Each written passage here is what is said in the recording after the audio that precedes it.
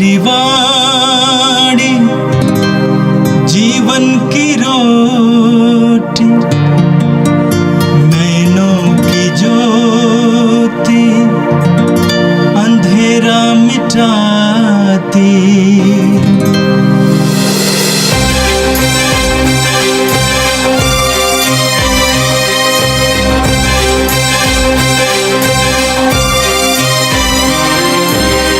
प्रभु तेरी वाणी जीवन की रोटी, नैनों की ज्योति अंधेरा मिटाती। प्रभु तेरी वाणी जीवन की रोटी, नैनों की ज्योति अंधेरा मिटाती। वाणी वाणी वाणी वाणी वाणी पवित्र है, शाश्वत है, जीवन का मन्ना है। 28 फरवरी सोमवार। पहला पाठ संत पेतरुस का पहला पत्र, अध्याय 1, पद संख्याएं 3 से 9 तक। पाठ का मूल वाक्य है, आप लोगों ने यीशु मसीह को कभी देखा नहीं, फिर भी आप उन्हें प्यार करते हैं और उनमें विश्वास करते हैं। आप एक अकथनीय तथा दिव्य उल्लास से आनंदित हो उठेंगे। धन्य है ईश्वर हमारे प्रभु यीशु मसीह का पिता। मृतकों में से यीशु मसीह के पुनरुत्थान द्वारा उसने अपनी महती दया से हमें जीवंत आशा से परिपूर्ण जीवन प्रदान किया, जो विरासत आप लोगों के लिए स्वर्ग में रखी हुई है। वह अक्षय, अदूषित तथा अविनाशी है। आपके विश्वास के कारण ईश्वर का सामर्थ्य आपको उस मुक्ति के लिए सुरक्षित रखता है, तो अभी से प्रस्तुत हैं और समय के अंत में प्रकट होने वाली है। यह आप लोगों के लिए बड़े आनंद का विषय है। हालांकि अब थोड़े समय के लिए आपको अनेक प्रकार के कष्ट सहने पड़ते हैं। यह इसलिए होता है कि आपका विश्वास परीक्षा में खरा निकले। सोना भी तो आग में तपाया जाता है और आपका विश्वास नश्वर सोने से कहीं अधिक मूल्यवान है। इस प्रकार यीशु के प्रकट होने के दिन आप लोगों को प्रशंसा, सम्मान तथा महिमा प्राप्त होगी। आपने उन्हें कभी देखा नहीं, फिर भी आप उन्हें प्यार करते हैं और उन्हें देखे बिना आप अब उनमें विश्वास करते हैं। जब आप अपने विश्वास का प्रतिफल अर्थात अपनी आत्मा की मुक्ति प्राप्त करेंगे, तो एक अकथनीय तथा दिव्य उल्लास से आनंदित हो उठेंगे। यह प्रभु की वाणी है। संत मार्कुस के अनुसार पवित्र सुसमाचार, अध्याय 10, वाक्य 17 से 27 तक।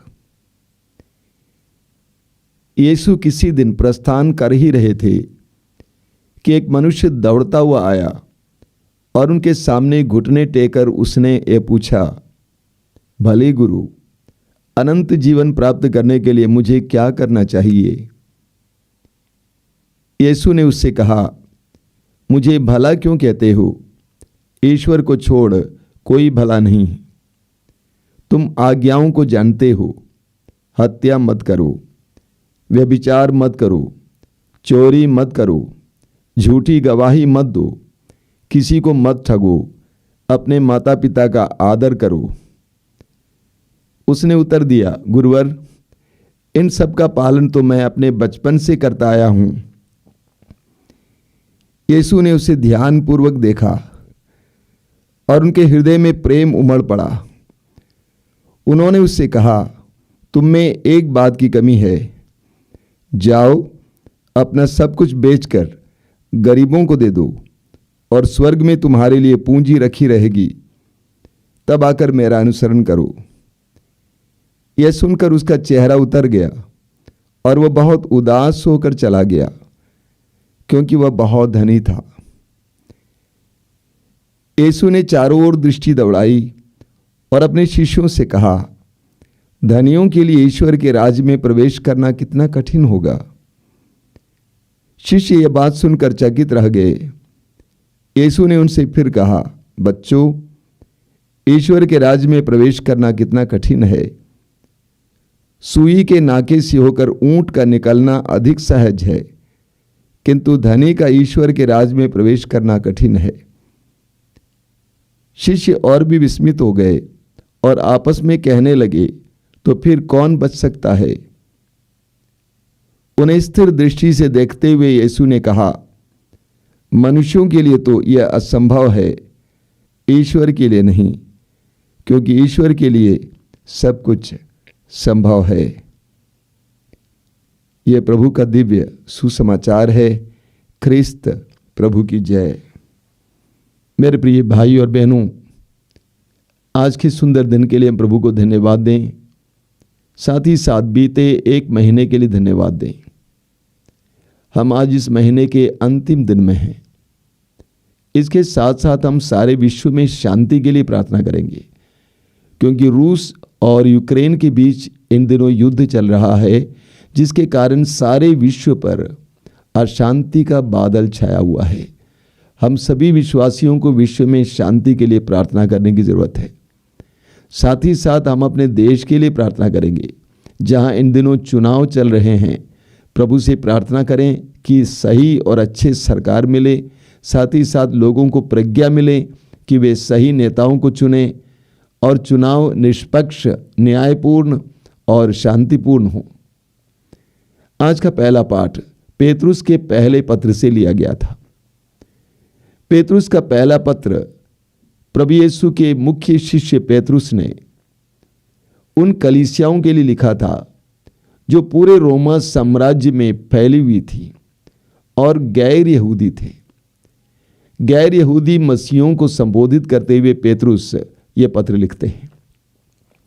उन दिनों मसीहियों पर, प्रभु के शिष्यों पर भयानक अत्याचार चल रहा था। बड़ी संख्या में लोग अत्याचार के शिकार थे, मार डाले जा रहे थे। समाज के द्वारा और प्रशासन के द्वारा, शासन के द्वारा। ऐसे परिवेश में पेतरुस उनको उत्साहित करते हैं, उनके उत्साह को बढ़ाते हैं। हम मत्ती के सुसमाचार के अध्याय 5 उसके वाक्य 11 और 12 में पढ़ते हैं कि प्रभु यीशु ने स्वयं कहा, धन्य हो तुम जब लोग मेरे कारण तुम्हारा अपमान करते हैं, तुम पर अत्याचार करते और तरह तरह के झूठे दोष लगाते हैं। खुश हो और आनंद मनाओ, स्वर्ग में तुम्हें महान पुरस्कार प्राप्त होगा। प्रभु ने अपने शिष्यों को पहले ही बता दिया कि तुम्हारे ऊपर अत्याचार होगा, लेकिन आनंदित रहना, क्योंकि स्वर्ग में तुम्हें महान पुरस्कार प्राप्त होगा।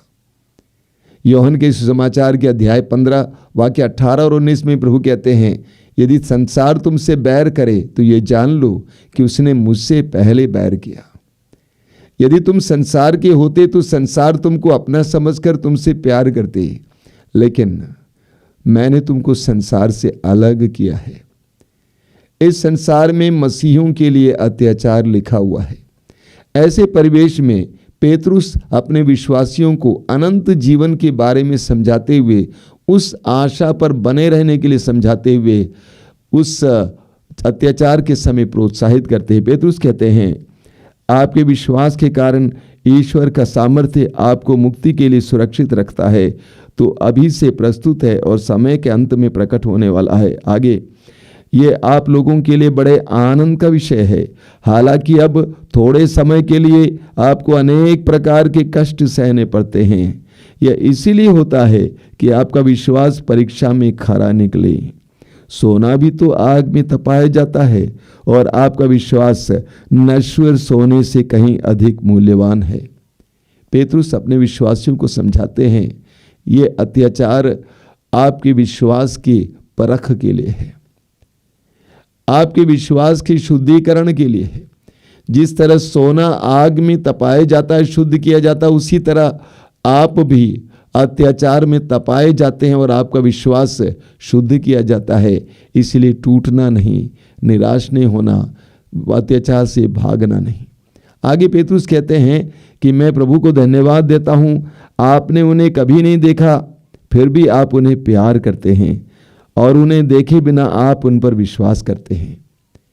पेतरुस अपने शिष्यों से कहते हैं कि मुझे खुशी है कि आपने यीशु को नहीं देखा है, फिर भी आप उन्हें प्यार करते हैं। आपने उनको नहीं देखा है, तब भी आप उन पर विश्वास करते हैं। प्रभु यीशु ने स्वयं यूहन्ना के सुसमाचार के अध्याय 20 में कहा थॉमस से, धन्य है वे जो बिना देखे विश्वास करते हैं। मेरे प्रिय भाई और बहनों, हम जिस परिवेश में रहते हैं, जिस परिस्थिति में रहते हैं, हमें भी अलग अलग प्रकार के अत्याचारों को झेलना पड़ता है। अपने विश्वास के लिए यीशु पर विश्वास करने के कारण, यीशु के मूल्यों के अनुसार जीवन जीने के कारण हमारे जीवन में भी बहुत सारे अत्याचारों का हमें सामना करना पड़ता है।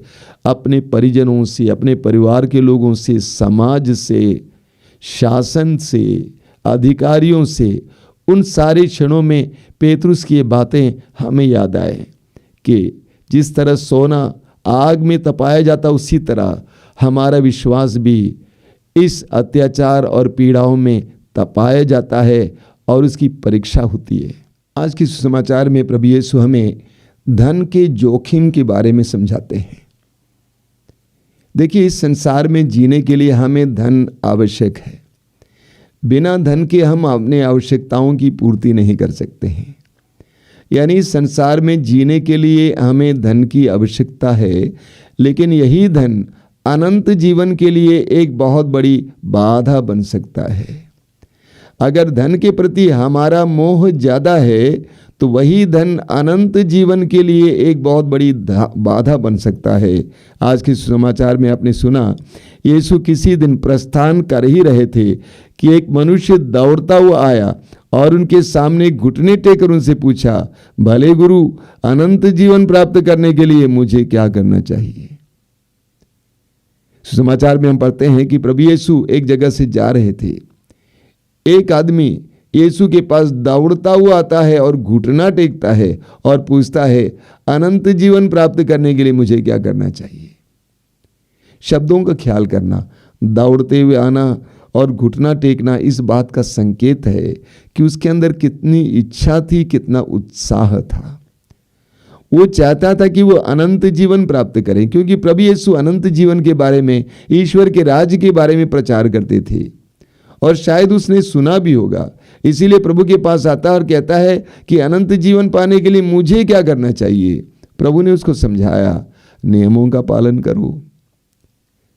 नियमों का पालन करने से हमें अनंत जीवन प्राप्त होता है। उसने कहा, इन सारे नियमों का मैं पालन करते आ रहा हूं, मुझ में किस बात की कमी है? उसने, प्रभु ने कहा, तुम में एक बात की कमी है। तुम में एक बात की कमी है, तुम जाकर अपनी सारी संपत्ति बेच डालो, गरीबों में दे दो और मेरा अनुसरण करो, तब तुम्हें अनंत जीवन मिलेगा। उस व्यक्ति में किस बात की कमी थी? विरक्ति की कमी थी, वैराग की कमी थी। उसके अंदर अपने धन के प्रति मोह था, आसक्ति थी, अपने धन से वो जुड़ा हुआ था, जकड़ा हुआ था। उसके अंदर विरक्ति की कमी थी जो उसको अनंत जीवन से रोक रही थी। इसीलिए प्रभु ने कहा, जाकर उसे बेच डालो और गरीबों में बांटो।